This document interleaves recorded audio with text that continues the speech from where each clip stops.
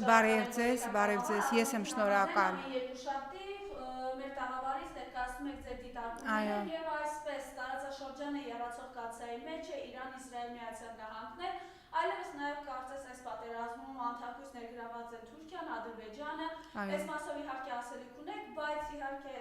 այս իրականության մեջ հետաքրքրում է նաեւ մենք ուր ենք լինելու, Եվ ինչ ենք անելու, բայց մենք ունենք մի իշխանություն, որը ընդհանրապես շատ կարճ 30 վայրկյանից կադրը դնեմ, անցած շաբաթվա վերջ ուրախ ավտոբուս, մարդիկ ասում ոնց որ մահվան ավտոբուս լինի, գնում են մարզերով։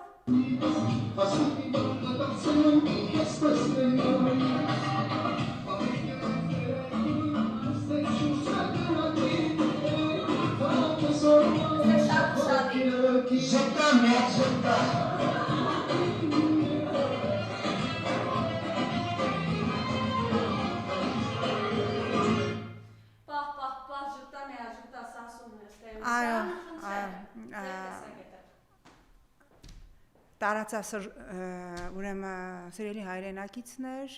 տարածաշրջանը կանգնած է մեծ պայթունի առջև,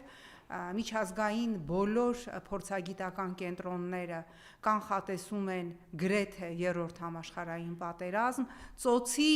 մոտ 2 տասնյակ երկրներ ներգրավված են այս լրջագույն պատերազմի մեջ, ավելին Իրանի պաշտոնյան բարձրաստիճան ուղղակիորեն սպառնաց Ադրբեջանին, որ եթե Ադրբեջանը շատ արագ չհեռացնի իսրայելական ներկայությունը օկուպացված Արցախում, իսկ մենք գիտենք, որ իսրայելական հետախուզական կենտրոնները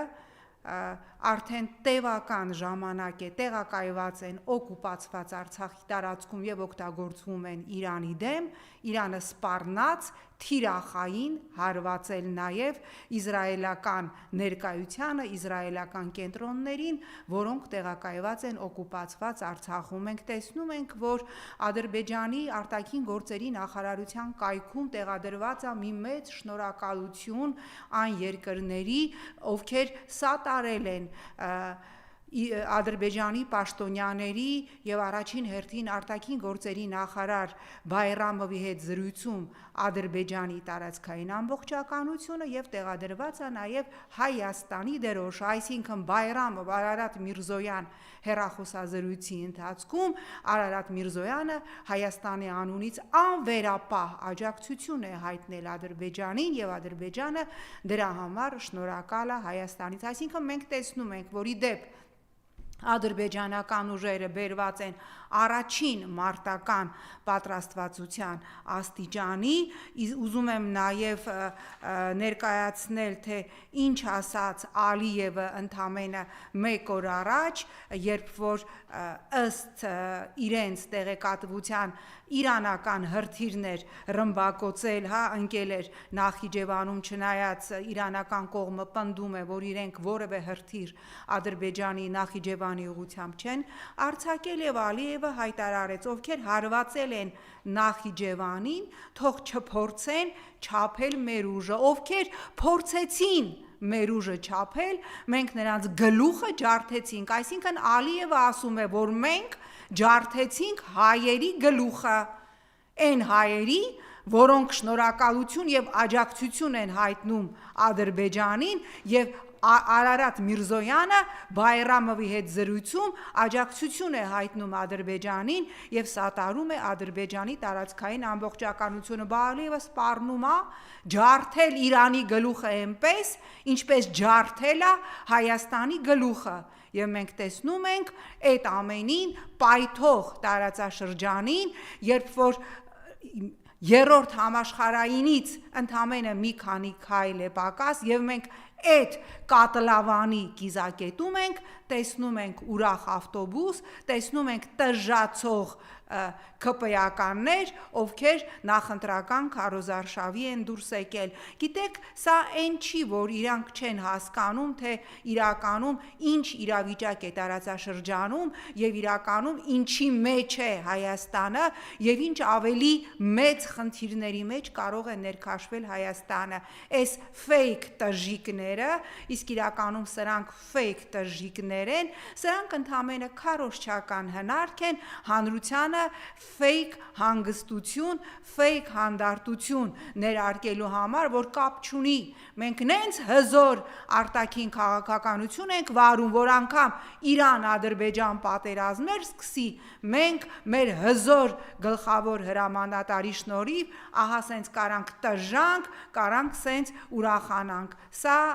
ուղակի անմեղսունակության վերջն է։ Իդեպ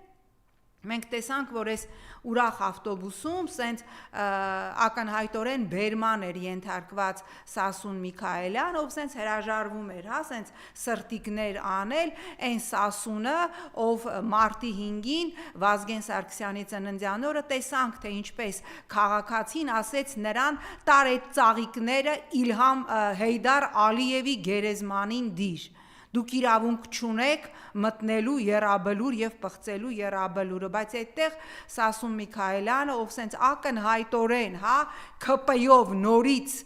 խորհրդարանում թարելու հավակնություն ունի, հայտարարեց, որ այո, ուզում էին, ինչպես հոկտեմբերի 27-ին գլխատեցին Հայաստանի ղեկավարությանը, վերացնել Նիկոլ Փաշինյանին։ Հիմա դիմում եմ Նիկոլին փաստորեն Սասուն Միքայելյանը լրջագույն փաստեր ունի, թե ինչպես է տեղի ունեցել հոկտեմբերի 27-ը, եւ Սասուն Միքայելյանը լրջագույն փաստեր ունի, որ ինչպես հոկտեմբերի 27-ին գլխատեցին Հայաստանի ղեկավարությանը, պատրաստվում էին նաեւ հաշվեհարդար տեսնել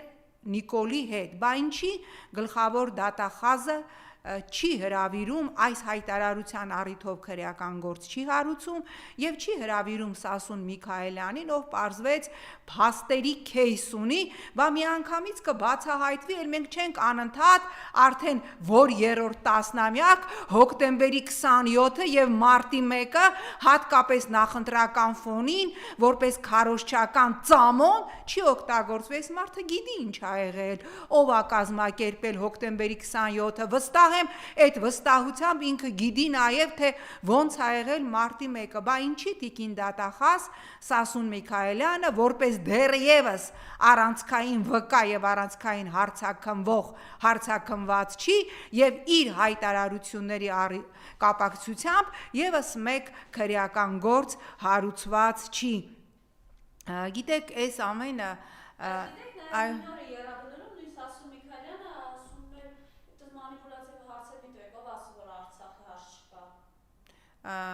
Սասուն, ուրեմն գիտեք, ես նույնիսկ այն որ ասում կարկամում ես, չես իմանում ինչ պատասխանես։ Նիկոլ Փաշինյանը ասել է Արցախի հարցը փակված է եւ այս իշխանության համար Արցախի հարց չկա, ավելին այս իշխանությունը հրաժարվում է քննարկել անգամ արցախցիների վերադարձի հարցը։ Նրանք պատրաստ են քննարկել 300,000 ադրբեջանցիների վերադարձի հարցը եւ Գիտությունների ազգային ակադեմիայի պատմության ինստիտուտում փորձել են սղացնել մի քարտեզ, որտեղ հայկական տեղանունները գրված պիտի լինեին ադրբեջանական անվանումներով եւ ի պատիվ պատմության ինստիտուտի գիտական խորհրդի հարգարժան գիտնականների նրանք մերժել են այդ սղացրած քարտեզը հաստատել, որը լեգիտիմ հիմք պիտի հանդիսանար 300,000 ադրբեջանցիների վերադարձի համար։ Ես հիմա ասում եմ Նիկոլ, քո թիմակից Սասունը հայտարարում է, որ Արցախի հարցը փակված չէ։ Հիմա այդ ՔՊ-ում քանի ոտ, քանի ձեռ, քանի տեսակետ, քանի ականջ, քանի կույրաղի, քանի լոշտակ կա, որ առանցքային ռազմավարական հարցերի վերաբերյալ ով իր ճաշակով ինչ ուզում ասում է, կապված թե տվյալ պահի լսարանը ով այս ամենը խոսում է հերթական անգամ այս իշխանության անլրջության